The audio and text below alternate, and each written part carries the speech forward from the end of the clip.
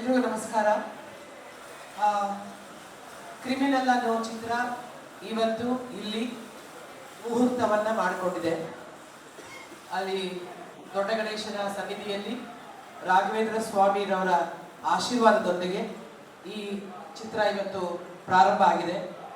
ಮೊದಲನೇದಾಗಿ ಸಂತೋಷ ಅನ್ನಿಸ್ತಿರೋದು, ಧ್ರುವ ಚಿತ್ರ ಬಿಡುಗಡೆಗೆ ಮುಂಚೆ ಇನ್ನೊಂದು ಚಿತ್ರ ಮುಹೂರ್ತ ಆಗಿದೆಯಲ್ಲ, ಅದೊಂದು ದೊಡ್ಡ ರೆಕಾರ್ಡ್. ಯಾಕೆ ಅಂತಂದ್ರೆ ಒಂದು ಸಿನಿಮಾ ಮಾಡಿದ್ರೆ ಒಂದು 4 ವರ್ಷನ 3 ವರ್ಷನ ಮಾಡಿ ಆ ಸಿನಿಮಾ ರಿಲೀಸ್ ಆದ್ಮೇಲೆ ಅದೊಂದು 2 ವರ್ಷ ಆಗಿ ಅದಾದ್ಮೇಲೆ ಒಂದೊಂದು ಮುಹೂರ್ತ ಆಗೋದು ರೂಢಿ ಅವ್ರದ್ದು. ಆದ್ರೆ ನನಗೆ ಬಹಳ ಖುಷಿ ಅನ್ಸಿದ್ದು ಆ ಸಿನಿಮಾ ರಿಲೀಸ್ ಆಗಕ್ಕೆ ಮುಂಚೆ ಇನ್ನೊಂದು ಸಿನಿಮಾ ಮುಹೂರ್ತ ಮಾಡಿರೋದು. ಹೊಸ ಬೆಳವಣಿಗೆ. ಈ ಬೆಳವಣಿಗೆ ಸದಾ ಹೀಗೆ ಇರಲಿ ನಿನ್ನ ಜೀವನದಲ್ಲಿ ಅಂತ ಅನ್ಕೊಳ್ತೀನಿ. ಡೆಫಿನೆಟ್ಲಿ ಹೇಗೆ ಸಿನಿಮಾ ಮಾಡ್ತೀನಿ ನೋಡಿ, ವರ್ಷಕ್ಕೆ 2 ಸಿನಿಮಾವನ್ನು ಮಾಡ್ತೀನಿ ಅಂತ ಹೇಳಿದಾರೆ. ಈಗ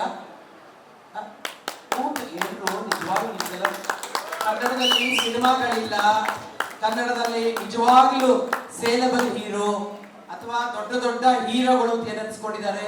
ಅವ್ರು ವರ್ಷಾನುಗಟ್ಟಲೆ ಸಿನಿಮಾಗಳನ್ನ ಮಾಡ್ತಾರೆ, ಶೂಟಿಂಗ್ ಎಷ್ಟೊತ್ತ ಆಗುತ್ತೆ, ಥಿಯೇಟರ್ ಬರೋದು ಇನ್ನೊಂದು ಅಷ್ಟು ವರ್ಷ ಆಗುತ್ತೆ.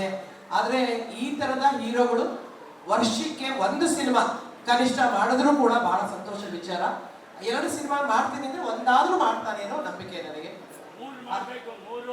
3 ಬೇಡ, 1 ಅಥವಾ 2, ಒಂದು ವರ್ಷ ಇಡೀ ಓಡ್ಲಿ, ಇನ್ನೊಂದು ವರ್ಷ ಆದ್ಮೇಲೆ ಇನ್ನೊಂದು ವರ್ಷ ಇಡೀ ಓಡ್ಲಿ. ಅದಾದ್ಮೇಲೆ ರಾಜಗುರು ಬಗ್ಗೆ. ಈ ಸಿನಿಮಾ ನಮ್ಮ ಕನ್ನಡ ಮಣ್ಣಿನ ಉತ್ತರ ಕರ್ನಾಟಕದಲ್ಲಿ ನಡೆದ ನಿಜವಾದ ಘಟನೆ ಅಥವಾ ನಿಜವಾದ ಒಂದು ಕತೆ, ನಿಜವಾದ ಒಂದು ಪ್ರೇಮಿಗಳ ಕಥೆಯನ್ನು ಇಟ್ಕೊಂಡು ಆ ಘಟನೆಯನ್ನು ಇಟ್ಕೊಂಡು ಇಡೀ ಸಿನಿಮಾದ ಕಥೆಯನ್ನು ಕಟ್ಟಿರೋದಿದೆಯಲ್ಲ, ರಾಜ್ಗುರಿಗೆ ಎಷ್ಟು ನಾವು ಅಭಿನಂದಿಸಿದ್ರು ಸಾಲದು. ಯಾಕಂದ್ರೆ ಅವನ ಡೈಲಾಗ್ ಸಮೇತ ಚಿತ್ರದಲ್ಲಿ ಒಂದೊಂದು ಪಾತ್ರವನ್ನು ಕಟ್ಟಿರೋ ರೀತಿ ನೋಡಿದ್ರೆ ನನಗಂತೂ ಅವನ ಕಥೆ ಹೇಳುವಾಗ ನನಗೆ ಆ ಕಥೆಯೇ ಒಂದು ರೀತಿಯಾಗಿ ಸಿನಿಮಾಗೆ ಬಂದು ಹೋಗೋ ತರ ಇತ್ತದು. ಆ ಕಥೆಯಲ್ಲಿ ಅಷ್ಟೊಂದು ಗಟ್ಟಿತನ ಇದೆ. ಆ ಕಥೆಯಲ್ಲಿ ನಿಜವಾಗ್ಲೂ ಒಂದು ಹುಡುಗ ಅವನ ಪ್ರೀತಿಗಾಗಿ ಅಥವಾ ಅವನ ಮಣ್ಣಿಗಾಗಿ, ಅವನ ತಾಯಿಗಾಗಿ, ಅವನ ಭಾಷೆಗಾಗಿ, ಅವನು ಮಾಡುವ ಕೆಲಸಕ್ಕೆ ಅವನು ತೋರಿಸುವ ಭಕ್ತಿ, ಗೌರವ, ಶ್ರದ್ಧೆ ಇದೆಲ್ಲವೂ ಸೇರಿದ್ರೆ ಅದು ಧ್ರುವನ ಪಾತ್ರ ಆಗುತ್ತೆ. ಅಂತಹ ಒಂದು ಧ್ರುವನ ಪಾತ್ರನ ಕಟ್ಟಿರೋದಿದೆಯಲ್ಲ ರಾಜ್ಗುರು, ನಿನಗೆ ಖಂಡಿತವಾಗ್ಲೂ ಅಭಿನಂದಿಸ್ತೇನೆ. ಯಾಕಂದ್ರೆ ಆ ಸ್ಕ್ರಿಪ್ಟ್ ಅನ್ನು ಓದಿದಾಗ ನನಗೆ ಅವ್ರ ಬಗ್ಗೆ ತುಂಬಾ ನಂಬಿಕೆ ಇದೆ. ಇನ್ನು ವೈದಿ ತುಂಬಾ ಒಳ್ಳೊಳ್ಳೆ ಸಿನಿಮಾಗಳಿಗೆ, ನಮ್ಮ ಯಶ್ ಸಿನಿಮಾಗೆ ತುಂಬಾ ಒಳ್ಳೊಳ್ಳೆ ನಾಯಕರ ಜೊತೆ ಕೆಲಸ ಮಾಡಿದ್ದಾರೆ ಕ್ಯಾಮ್ರಾಮನ್ ಅವರು ಕೂಡ ನನ್ನನ್ನು ಚೆನ್ನಾಗಿ ಕಾಣಿಸ್ತೀರಾ ಅಂತ ನನ್ನ ನಂಬಿಕೆ ಇದೆ. ಯಾಕಂದ್ರೆ ನಾವೆಲ್ಲ ಸಂಬಂಧಿಕರು, ನಮ್ಮ ಯಜಮಾನರು ಕ್ಯಾಮ್ರಾಮನ್, ನೀನು ಕ್ಯಾಮ್ರಾಮನ್. ಫಸ್ಟ್ ನನ್ನ ಚೆನ್ನಾಗಿ ತೋರಿಸು, ಆಮೇಲೆ ರಚಿತಾ ರಾಮ್ನ ತೋರಿಸು ಅಲ್ವಾ? ಅಲ್ಲ ಇವು ಇಲ್ಲೇ ಕಂಡ್ಬಿಡ್ತಾವಪ್ಪ. ಕ್ಯಾಮ್ರಾಮನ್ ಸಂಬಂಧಿಕರಿರ್ತಾರೆ ಕಂಡ, ನಾನು ಎಲ್ಲರೂ ಚೆನ್ನಾಗಿ ತೋರಿಸು, ನನ್ನ ಸ್ವಲ್ಪ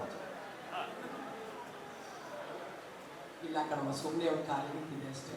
ಆಮೇಲೆ ಮುರುಡಿ ತುಂಬಾ ಚೆನ್ನಾಗಿ ಡ್ಯಾನ್ಸ್ ಅನ್ನ ಕೊರಿಯೋಗ್ರಾಫ್ ಮಾಡ್ತಾನೆ ಅಂತ ಎಲ್ರಿಗೂ ಗೊತ್ತೇ ಇದೆ, ಆಗಲೇ ಪೂರ್ವ ಮಾಡಿದ್ದಾನೆ.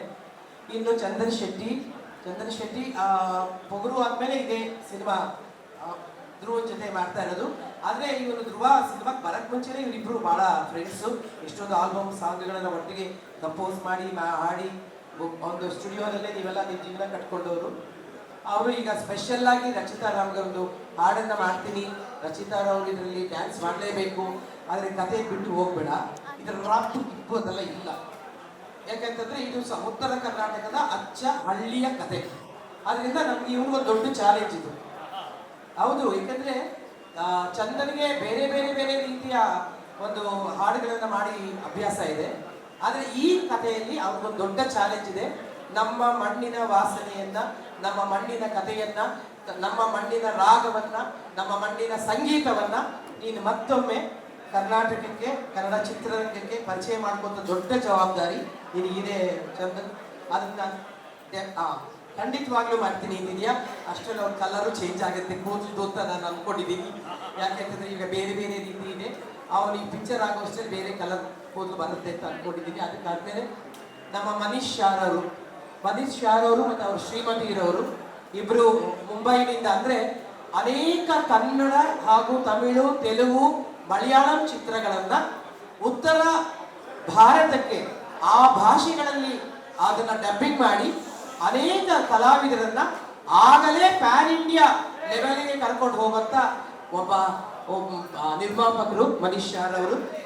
ಅವರು ಹಲವಾರು ಚಿತ್ರಗಳನ್ನ, ಅದರಲ್ಲೂ ಸೌತ್ ಇಂಡಿಯನ್ ನೇರ ಸಿನಿಮಾಗಳನ್ನ ಅಂತಂದ್ರೆ ತಮಿಳು, ತೆಲುಗು, ಕನ್ನಡ, ಈ ರೀತಿ ಮಲಯಾಳಂ ಸಿನಿಮಾಗಳನ್ನ ನೇರವಾಗಿ ಅವರು ಚಿತ್ರ ನಿರ್ಮಾಣ ಮಾಡಬೇಕು ಅಂತಿದ್ದಾರೆ. ಅವರ ಮೊಟ್ಟ ಮೊದಲ ಹೆಜ್ಜೆ ಕನ್ನಡದಲ್ಲಿ ಇಟ್ಟಿದ್ದಾರೆ. ಅವ್ರಿಗಾಗಲೇ ಹೇಳ್ತಿದ್ದೆ, ಅವರ ಸಂಸ್ಥೆ ಹೆಸರು ಗೋಲ್ಡ್ ಮೈನ್ಸ್ ಅಂತೆ. ಅದಕ್ಕೋಸ್ಕರ ಅವರ ಈ ಮೊದಲ ಹೆಜ್ಜೆ ಆ ಬಂಗಾರವಾಗ್ಲಿ ಅಂತ ನಮ್ಮ ಕಡೆ ಕನ್ನಡದಲ್ಲಿ ಏನಂತೀವಿ, ಆ ರೀತಿ ಬಂಗಾರವಾಗ್ಲಿ ಅವರ ಹೆಜ್ಜೆ ಅಂತ ನಾನು ಆಶಿಸ್ತೀನಿ. ಮತ್ತೆ ಶ್ರೀಮತಿ ಮನೀಶ್ ಅವರಿಗೂ ಕೂಡ ಮತ್ತೆ ಧ್ರುವ, ಮಗದೊಮ್ಮೆ ನಿನಗೆ ದೊಡ್ಡ ಯಶಸ್ಸು ಸಿಗಲಿ. ನೀನು ಕನ್ನಡದಲ್ಲಿ ಈಗಾಗಲೇ ಅಫ್ಕೋರ್ಸ್ ನಿನ್ನ ಒಂದು ಪ್ರತಿಭೆ ಆಗಲಿ, ಇನ್ನೊಂದು ಡೆಡಿಕೇಶನ್ ಆಗಲಿ, ಅವನ ಡೆಡಿಕೇಶನ್ ಬಗ್ಗೆ ನಮಗೆ ತುಂಬಾ ನಮಗೆಲ್ಲ ಪತ್ರಿಕಾ ರಂಗದವ್ರಿಗೆಲ್ಲರಿಗೂ ಗೊತ್ತೇ ಇದೆ. ನಮಗೆ ತುಂಬ ಭಯನೂ ಇದೆ. ಅವನು ಎಷ್ಟು ಮಟ್ಟಿಗೆ ಡೆಡಿಕೇಶನ್ ಅಂತಂದ್ರೆ, ಪೊಗರು ಚಿತ್ರದಲ್ಲಿ ಅವನಿಗೆ ಸ್ಕೂಲ್ ಹುಡುಗನ ಪಾತ್ರ ಇತ್ತು, ನಿಮಗೆಲ್ಲ ನೆನಪಿದ್ರೆ. ಆ ಸ್ಕೂಲ್ ಹುಡುಗನ ಪಾತ್ರಕ್ಕೆ ಇವನೊಂದು 35 kg ಕಳ್ಕೊಂಡಿದ್ದ. ಕಳ್ಕೊಂಡ್ಬಿಟ್ಟು ಒಂದು 10ನೇ ಕ್ಲಾಸ್ ಹುಡುಗ ಅಲ್ವೇನೋ, ಅದರಲ್ಲಿ 10th SSLC ಹೋಗೋ ಹುಡುಗನ ಪಾತ್ರ ಮಾಡೋದಕ್ಕೋಸ್ಕರ, ಮತ್ತೆ ಅದೇ ಬೇರೆ ಚಿತ್ರಗಳಿಗೆ ಅವನು ತುಂಬಾ ಒಂದು ಮೈ ಕಟ್ಟು ಬೆಳೆಸ್ಕೋಬೇಕು ಅಂದಾಗ ಅಷ್ಟೇ ದಪ್ಪನೂ ಆಗಿದ್ದ, ಅಷ್ಟೇ ಮೈ ಕಟ್ಟು ಕೂಡ ಬೆಳೆಸ್ಕೊಂಡಿದ್ದ. ನಾನು ಯಾವಾಗಲೂ ಅವ್ರಿಗೆ ಅಂತ ಇದ್ದೆ, ನೋಡೋ ನೆಕ್ಸ್ಟ್ ಪಿಕ್ಚರಲ್ಲಿ 6 ತಿಂಗಳು ಮಗು ಕ್ಯಾರೆಕ್ಟರ್ ಇದೆಯಂತೆ, ಏನ್ ಮಾಡಬಹುದು ನೀನು ಯೋಚನೆ ಮಾಡು.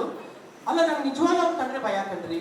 ಅವನಿಗೆ ಏನಾದ್ರು ಒಂದು ಪಾತ್ರ ಕೊಟ್ಬಿಟ್ರೆ ಅದನ್ನ ಅಗಲಿ ಮಾಡಿ ಅಗದು ಹೋಗಿ ಒಳಗಡೆ ಎದ್ಬಂದು ಆಕಾಶನ ಮುಟ್ಟಿ ಎಲ್ಲಾನು ಮಾಡ್ಕೊಂಡ್ ಬಂದ್ಬಿಡ್ತಾನೆ. ಅದಕ್ಕೋಸ್ಕರ 6 ತಿಂಗಳ ಮಗು ಪಾತ್ರ ಹೆಂಗಿರುತ್ತೆ, ಅದಕ್ಕೆ ಏನಾದ್ರು ಪಾತ್ರ ತಯಾರಿ ಮಾಡ್ತೀಯ ನೋಡು ಅಂತೆಲ್ಲ ಹೇಳಿದ್ದೀನಿ ಅವನಿಗೆ. ಅವ್ರು ಅದನ್ನೇ ತಮಾಷೆ ಮಾಡ್ತಿರ್ತಾರೆ. ಬಟ್ ಈ ಸಿನಿಮಾ ಅವ್ನು ತುಂಬಾ ಚೆನ್ನಾಗಿ ಮಾಡ್ತಾರೆ. ಯಾಕಂದ್ರೆ ಮೊಟ್ಟ ಮೊದಲ ಬಾರಿಗೆ ಉತ್ತರ ಕರ್ನಾಟಕದ ಭಾಷೆಯನ್ನ ಅವನು ಮಾತನಾಡಿದ್ದಾನೆ. ಇಡೀ ಸಿನಿಮಾ ಉತ್ತರ ಕರ್ನಾಟಕದ ಭಾಷೆಯಲ್ಲೇ ಇರ್ತದೆ. ಅದರಿಂದ ಮೊಟ್ಟ ಮೊದಲ ಬಾರಿಗೆ ಅವನು ಇಡೀ ಚಿತ್ರದಲ್ಲಿ ಆ ಭಾಷೆಯನ್ನು ಎಲ್ಲರೂ ಬಳಸ್ತೀವಿ ನಾವು. ಅದರಿಂದ ನನಗೆ ಎಲ್ಲರಿಗೂ ಹೇಳ್ತೀನಿ, ಇಡೀ ತಂಡಕ್ಕೆ, ಕ್ರಿಮಿನಲ್ ತಂಡಕ್ಕೆ all the best and congratulations. ನಾನು ಬಹಳ ವರ್ಷ ಆದಮೇಲೆ ಅವನ ತಾಯಿ ಪಾತ್ರ ಮಾಡ್ತಿರೋದು ನನಗೆ ತುಂಬ ಖುಷಿ ಕೊಟ್ಟಿದೆ. Thank you Raju, thank you Dhruva, thank you Manish sir, ಇಡೀ ಟೀಮ್ಗೆ thank you so much. Thank you ma'am, thank you so much.